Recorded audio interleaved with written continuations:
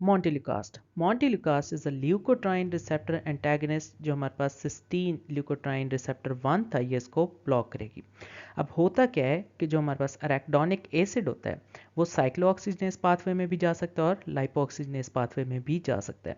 लाइपोऑक्सीजनेस pathway के through हमारे पास बनता है ल्यूकोट्राइन C4D4 E4, जिसे हम कहते हैं slow reacting substances of anaphylaxis. और ये क्या कराता है, ये इन्फ्लेमेशन और जितने भी एज़मा के सिम्टम्स होंगे ये कॉज कराएंगे सारे मीडिएटर्स, ये ल्यूकोट्राइन रिसेप्टर 1 के ऊपर एक्ट करेंगे। अब जो मोंटेलुकास्ट है ये इसको ब्लॉक कर देगा, जिसकी वजह से एज़मा के जितने भी सिम्टम्स हैं वो ट्रीट हो जाएंगे।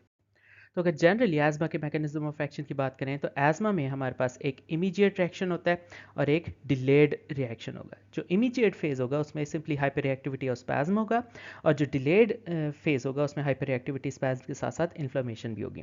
अब अगर इमीडिएट की बात करें तो सबसे पहले कुछ ट्रिगर्स होंगे। ट्रिगर्स में क्या आ सकते हैं, पॉलन्स आ सकते हैं, उसके अलावा allergen, air pollutant, viral infection वगैरह। ये ट्रिगर्स क्या करेंगे, ये मास्ट सेल्स को जाकर ट्रिगर करेंगे।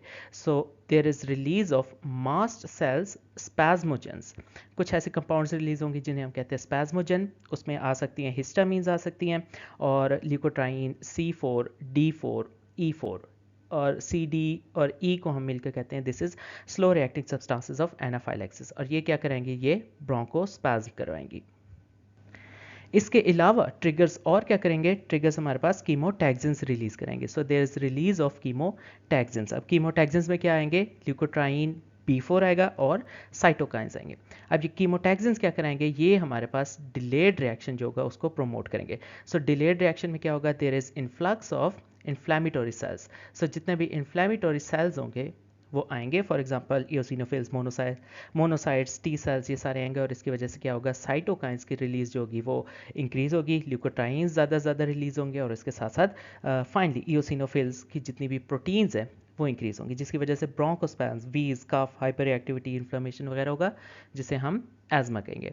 अब हर स्टेप के ऊपर कोई ना कोई ड्रग जो है वो एक्ट कर सकती है। फॉर एग्जांपल इस ब्रोंकोस्पैज्म को किस तरह ट्रीट करेंगे, जो ब्रोंकाई होते हैं उनके जो मसल्स होते हैं उसके ऊपर बीटा रिसेप्टर्स भी होते हैं, मस्कुरेनिक रिसेप्टर्स भी होते हैं।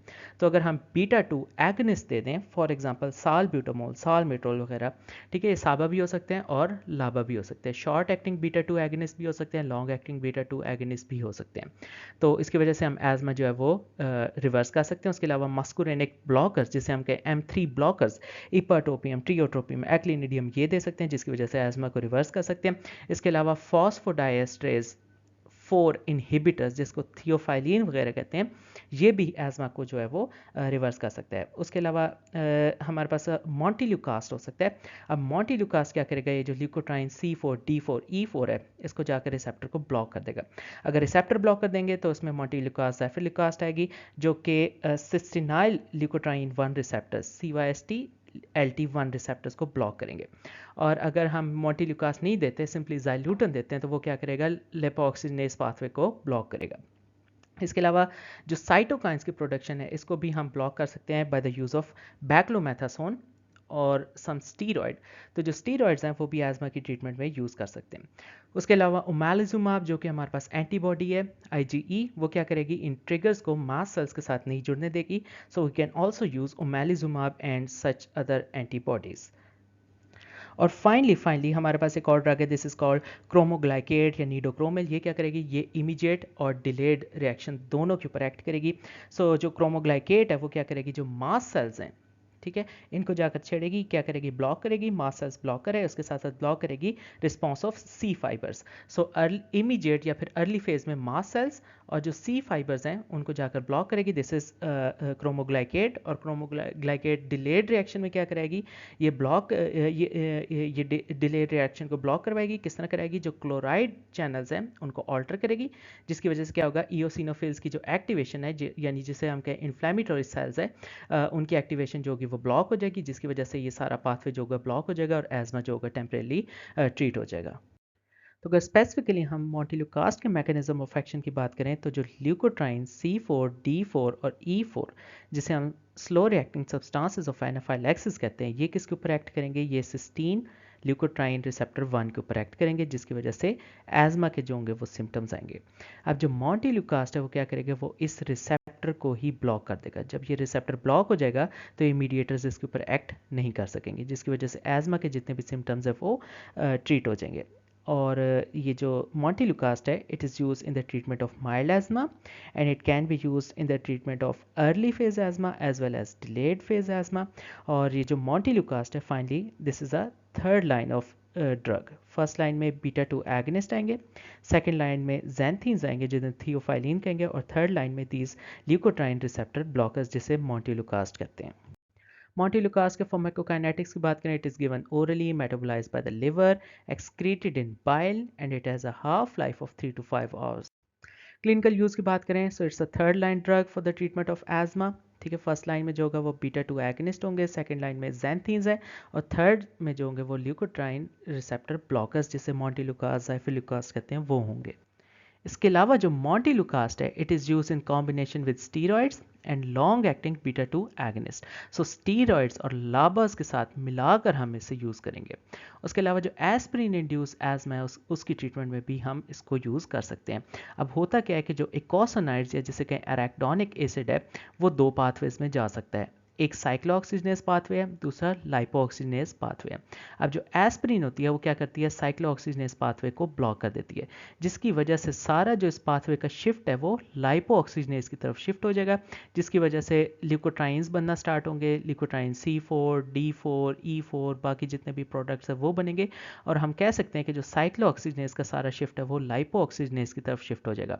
तो अगर हम लाइपोऑक्सीजनेस के इन प्रोडक्ट्स को रिसेप्टर के साथ अटैच ही ना होने दें through the use of montelukast और सिस्टीन ल्यूकोट्राइन रिसेप्टर ब्लॉकर्स, तो हम एस्पिरिन इंड्यूस्ड एज़मा को ट्रीट कर सकते हैं।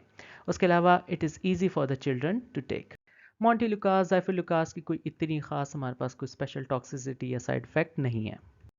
तो अगर बाकी ड्रग्स की बात करें जो कि एज़मा की ट्रीटमेंट में यूज़ हो सकते हैं, तो उसमें बीटा 2 एगनिस्ट आएंगी। ये लॉन्ग एक्टिंग बीटा 2 एगनिस्ट भी होंगे जिन्हें हम लाबा कहते हैं, या शॉर्ट एक्टिंग बीटा 2 एगनिस्ट भी होंगे जिन्हें हम साबास कहते हैं। उसके अलावा मस्कुरेनिक 3 ब्लॉकर्स हो सकते हैं, फॉस्फोडाइएस्ट्रेज 4 इनहिबिटर्स हो सकते हैं, और स्टीरॉइड्स वगैरह हो सकते हैं। सो सबसे पहले एल्बिट्रोल, टर्ब्यूटालिन और metaproterenol, these are beta 2 agonist which are SABA. उसके अलावा फॉर्मिट्रोल, साल्मिट्रोल, इंडैक्टरोल, वेलेंट्रोल और olodaterol, these are beta 2 agonist which are लाबा।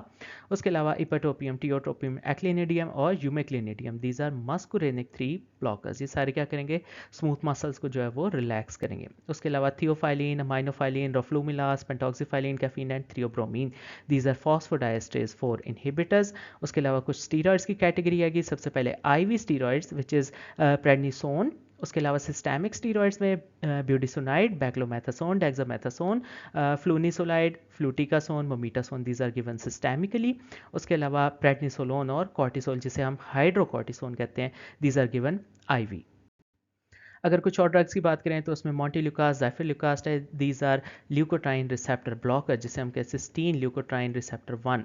ये इस रिसेप्टर को सिंपली ब्लॉक करेंगी। और अगर ज़ाइल्यूटन की बात करें तो ये लाइपोऑक्सीजनेस पाथवे को ही ब्लॉक करेगा, जिसकी वजह से आगे जितने भी ल्यूकोट्राइंस की प्रोडक्शन है वो फॉल कर जाएगी और एज़मा जो है वो ट्रीट हो जाएगा। उसके अलावा कुछ और हमारे पास ड्रग्स हैं, जैसे इन्हें हम कहते हैं cromolyn, nedocromil, these are mast cells stabiliser. ये मास्ट सेल्स को स्टेबलाइज करेंगी और डिग्रैनुलेशन को प्रिवेंट करेंगी। Then we have omalizumab, dupilumab, reslizumab, benralizumab and mepolizumab. ये क्या है, ये हमारे पास एंटी IgE एंटीबॉडीज़ हैं।